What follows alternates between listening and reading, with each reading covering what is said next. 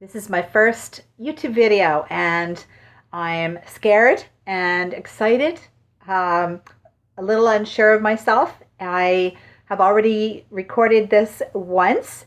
I had the air conditioning on and that's all you could hear was the air conditioning after I recorded my almost 15-minute video and played it back. Hi, my nickname, if you will, is Grandma Benzo. And the reason I came up with that name was I am, in fact, a grandma. I know we find it hard to believe, right? And I am on the world's deadliest drug, a benzodiazepine. I've known that I had to start making YouTube videos for a little while now. I've been thinking about it a lot and just trying to figure out what the message was that people needed to hear. So I'm a mom. I'm an outdoor enthusiast. I love to hike and swim and kayak.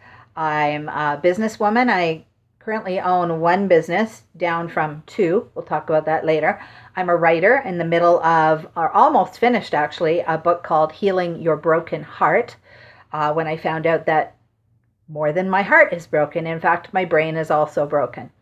And I'm a nutritionist. So, about 4 months ago in February, I hit a wall. I had been struggling for a long time. I had been going to my doctor with complaints of anxiety and depression and memory loss and eye vision loss.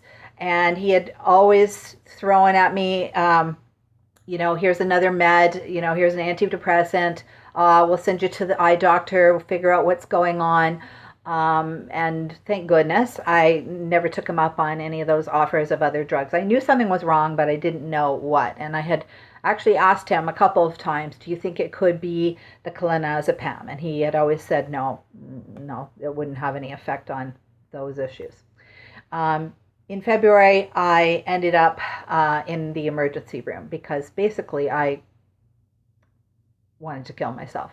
And so I drove myself to the emergency room, and the doctor there looked at me and he said, how long have you been on clonazepam? And I said, 13 years. And he dropped his clipboard. He literally dropped his clipboard. He said, whoever put you on this benzodiazepine 13 years ago put you on a very dark and destructive path. And so I was in shock. I went home, I hit Google, and I found out the terrible truth that the drug I've been on for 13 years caused brain damage.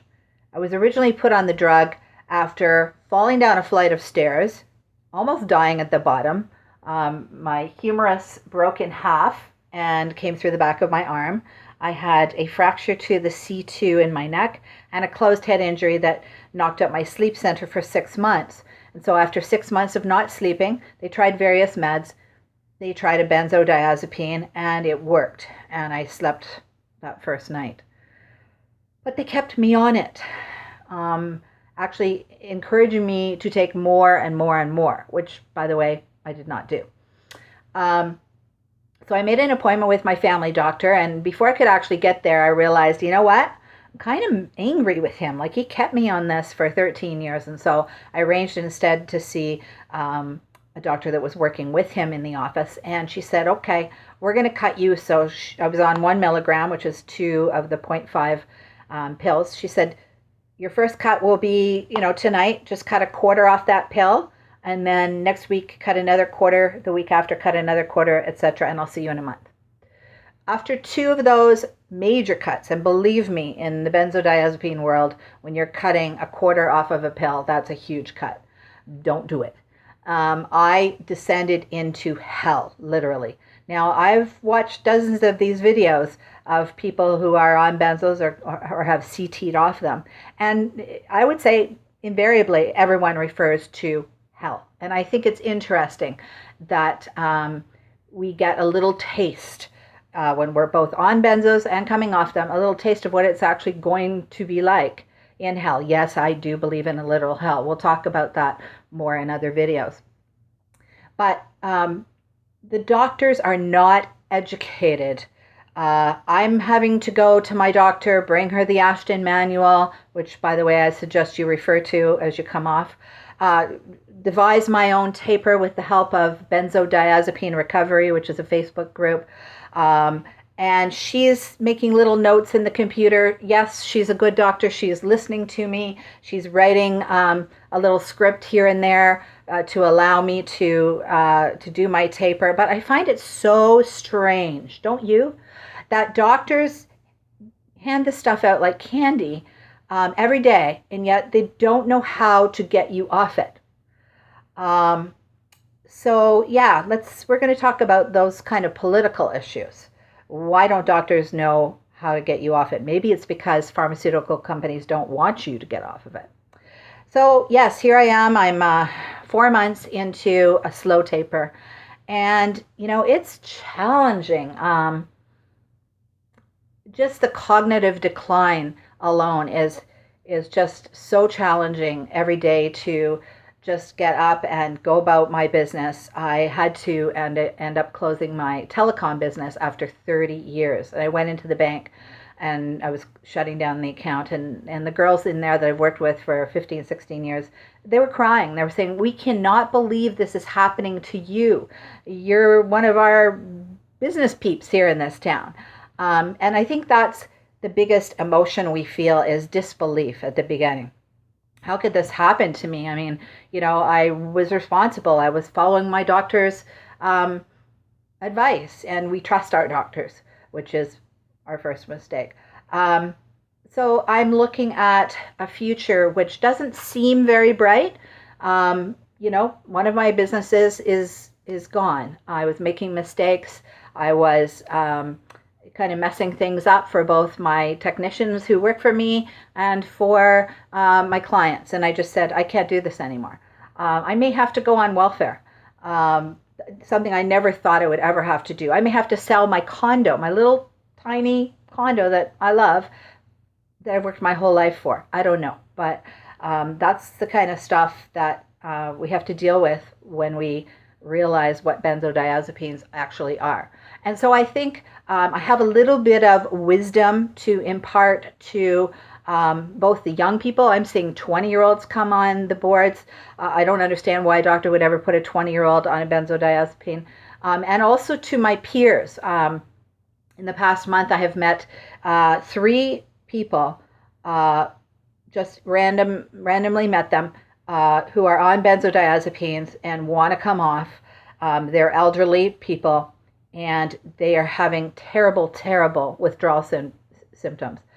I think it's interesting that many seniors, and I'm going to look up some statistics, but many seniors are on benzodiazepines within the old age home or the seniors home environment. I think because we like to warehouse our seniors. Here, Grandma, just go sit over there, be happy with this slop that we're going to feed you, and go to bed at 9 o'clock. Here's your benzo. When meanwhile, Grandma's been used to going to bed at midnight for her whole life. So we just want them to be quiet. I'm going to talk about some of the spiritual issues that come up with benzodiazepines and benzodiazepine withdrawal. I've had some crazy dreams. One in particular, which just I would almost say it was demonic. Now, I am a born-again Christian. I love Jesus with all my heart. I pray every night, and I listen to scripture as I fall asleep.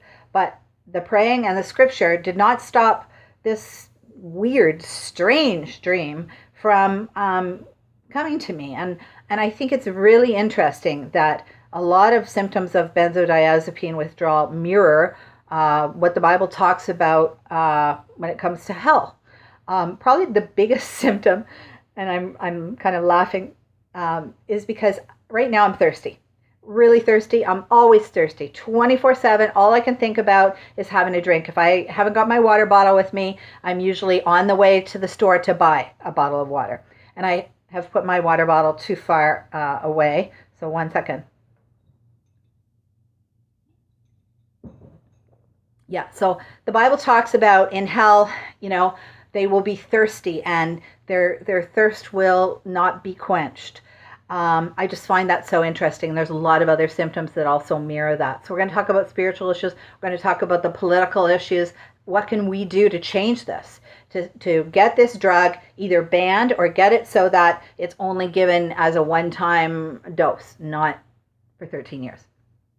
We're going to talk about diet and the role that that plays in healing from this. And I firmly believe it does play a role. I have discovered already that certain foods make my symptoms a lot worse, and other foods help me to get through a day without crazy symptoms. Some of the practices that I have adopted, and that I'm not going to expect you to adopt them, but I'm going to talk about them, and hopefully they will help you on your journey, whether it's coming off a benzodiazepine or an antidepressant, or just navigating your way through life. Life is tough. So I'm just at the beginning of my journey. I figure my taper is going to be another 7 months or so. I invite you to join me on this journey, to walk with me through this, help me get through this, and I'll help you. Lots of people have made videos after they've CT'd off a benzo, and I honor them, and I thank them for the courage they've had to do that. But I think it's important that someone who has chosen to undertake a slow, safe taper is going to make some videos and talk about that. I don't know what lays ahead of me, but I do know this. I can either choose to react in fear or in love. There's only two emotions, fear or love. In all the forums, I see fear. And understandably so.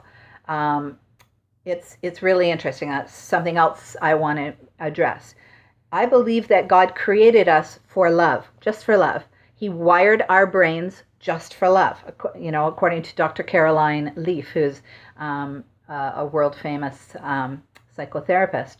And so why is it that this drug brings out the fear? Why is it that our overriding emotion on this drug is fear? It almost could be termed the fear pill. And so, yeah, I just invite you to walk with me through this journey, and let's do it together rather than alone. It's a very lonely journey. I am alone. I live alone, and I need some friends. I hope you'll be my neighbor. Thanks.